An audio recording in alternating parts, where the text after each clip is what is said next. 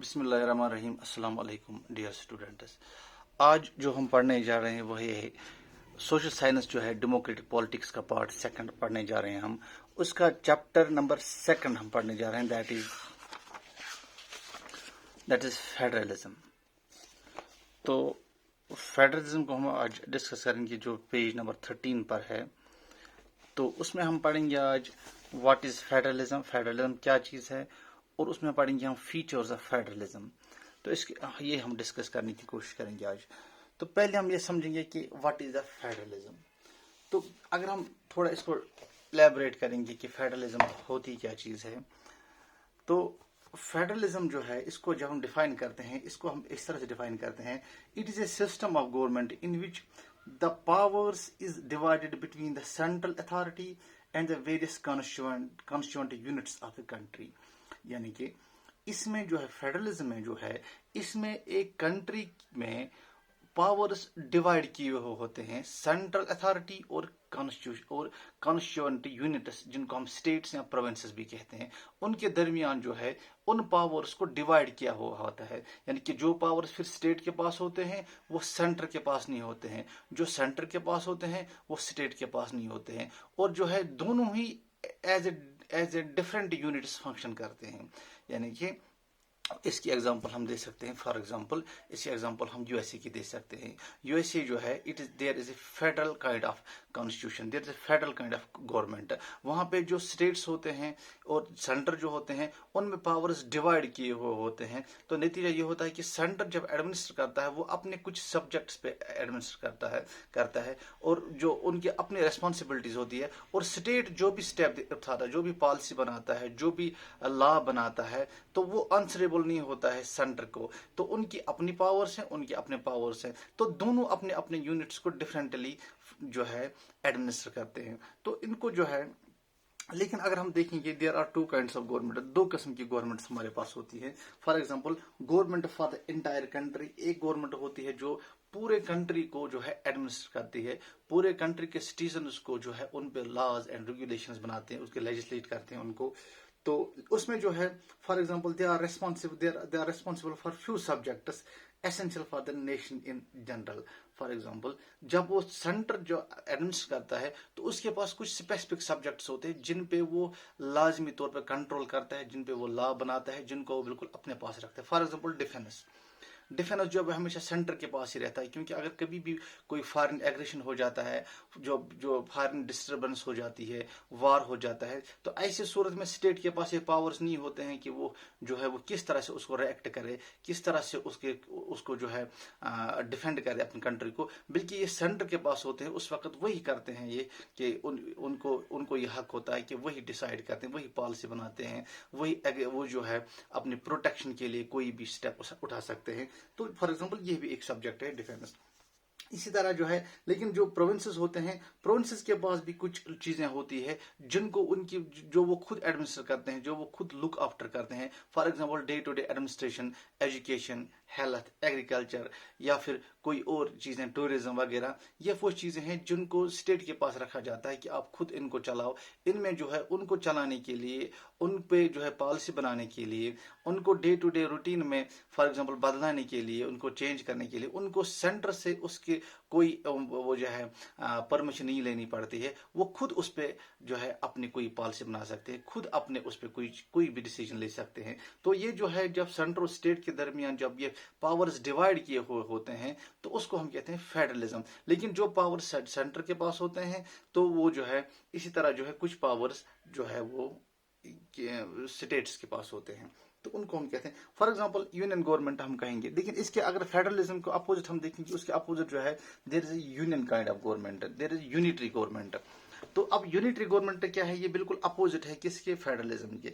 Unitary government जो है under the unitary system, either there is only one level of government or the sub units are subordinate to the central government। इसके क्या माने हैं, इसके माने ये हैं कि इसमें जो पूरे कंट्री में वो है एक ही गवर्नमेंट होती है, एक ही लेवल की जो है गवर्नमेंट होती है, या फिर अगर वो छोटे छोटे यूनिट्स में बटे भी होते हैं, लेकिन जो वो कॉन्स्टिट्यूशन हो, जो वो यूनिट्स होते हैं या वो जो स्टेट्स होते हैं, वो अपने पावर्स ड्रा करते हैं स्टेट सेंटर से। यानी कि वो अपनी मर्जी से कोई भी स्टेप नहीं उठा सकते, वो अपनी मर्जी से कोई भी लॉ, कोई भी कॉन्स्टिट्यूशन, कोई भी लॉ, कोई भी पॉलिसी, कोई भी जो है डिसीजन नहीं ले सकते। उनको सेंटर से ही उसके बारे में जो है परमिशन लेना पड़ता है।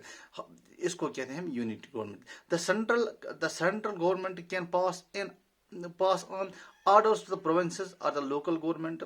यानी कि जो भी सेंटर पास करेगा, जो भी सेंटर जो है लॉ एंड रूल बनाएगा, वो ऑटोमेटिकली तमाम स्टेट्स पे, तमाम यूनिट्स पे जो है अप्लाई हो जाता है। बट लेकिन as compare to this, in federal system, central government can order the state government to do something. उसमें वो उसको इख्तियार नहीं है। State government has the powers of its own for which it is not answerable to the state government. तो central government, तो इसमें जो है state government, central government के पास कोई accountable नहीं है, कोई जो है responsibility नहीं है उनको जो है वो उनको जवाब दे। ठीक है, तो अब हम देखेंगे उसके क्या features. Let us look some of the key features of federalism. Federalism के क्या कुछ अहम फीचर्स होते हैं। फॉर एग्जांपल, देयर आर 2 और मोर लेवल्स ऑफ गवर्नमेंट। 2 या 2 से ज्यादा गवर्नमेंट्स हो सकती हैं फेडरलिज्म में। ठीक है, तो इसमें जो है टायर्स हो जाते हैं 2 और मोर लेवल्स। तो different tyres of government govern the same citizens, but each tyre has its own jurisdiction in specific matters of the legislation, taxation and administration. तो उसमें जो है बहुत सारे टायर्स हो जाते हैं। फॉर एग्जांपल, हम देखते हैं कि स्टेट होता है, स्टेट में फिर डिस्ट्रिक्ट लेवल होता है, डिस्ट्रिक्ट लेवल में फिर जो पंचायत लेवल होता है, इनको हम डिफरेंट टायर्स होते हैं। तो ये एक ही सिटीजन को जो है, एक ही किस्म के सिटीजन को एडमिनिस्ट्रेट करते हैं, लेकिन हर एक की अपनी अपनी जुरिस्डिक्शन होती है।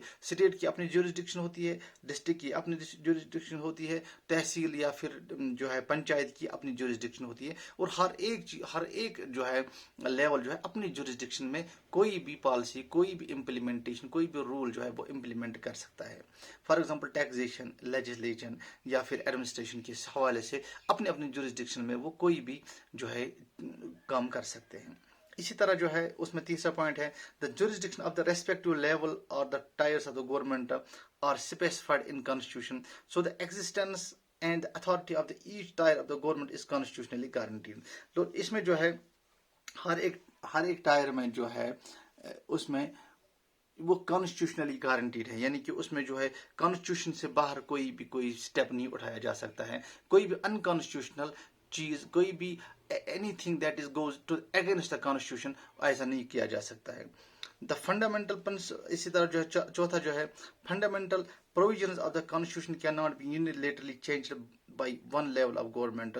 Such changes require the consent of both the levels of the government. For example, कोई भी चीज जो है वो अगर चेंज करनी है, कोई भी लॉ अगर बदलाना हो, कोई भी पॉलिसी अगर लानी है, तो फॉर एग्जाम्पल उसके लिए जरूरी है कि जो टायर्स हैं, जो उसके टायर्स हैं, कॉन्स्टिट्यूशनल टायर्स हैं या फिर लेवल्स हैं कॉन्स्टिट्यूशन के, वो सारे मुत्तफिक हो जाए, फिर वो एक जगह बैठ कर इसको डिस्कस कर सकते हैं।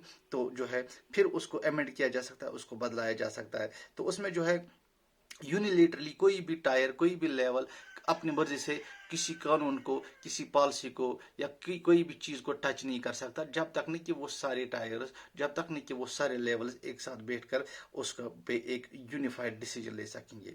यानी कि there is the fundamental provision of the constitution can not be unilaterally changed by one level of government. ये इसका जो है क्रक्स है। Courts have the powers to interpret the constitution and the powers of different levels of government.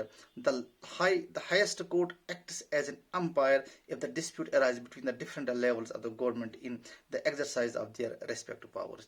इसके क्या माने? इसके माने ये हैं कि हमारे पास जो गवर्नमेंट, मैंने आपको पहले ही बताया कि there are three powers, there are three organs of the government, that is legislature, executive and judiciary. और जुडिशरी को मैंने आपको बताया है कि it is the interpreter of the constitution. ये हमें ये बताता है क्या जो कुछ भी स्टेट में हो रहा है, जो कुछ भी कंट्री में होता है, is it really happening as per the constitution, is it happening as per the spirit of the people, as per the spirit of the constitution.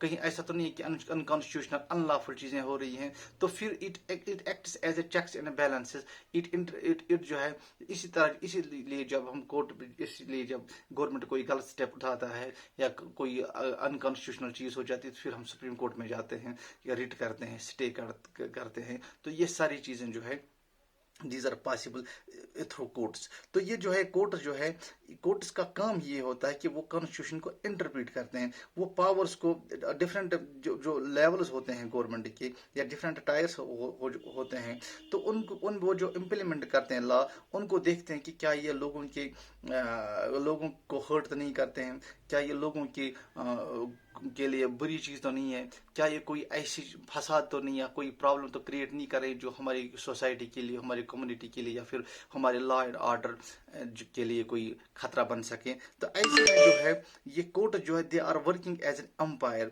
They decide कि क्या ये सही हो रहा है या गलत हो रहा है। अगर कोई चीज गलत हो रही है तो उसको रीड कर सकते हैं, वो गवर्नमेंट को कह सकता है इसको वापस ले लो।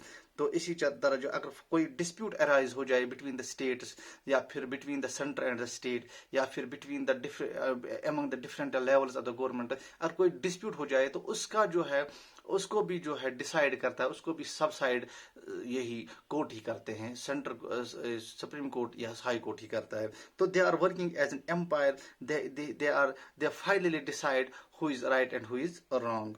तो इसी तरह जो है हम देख सकते हैं, these are the some important features of the federalism.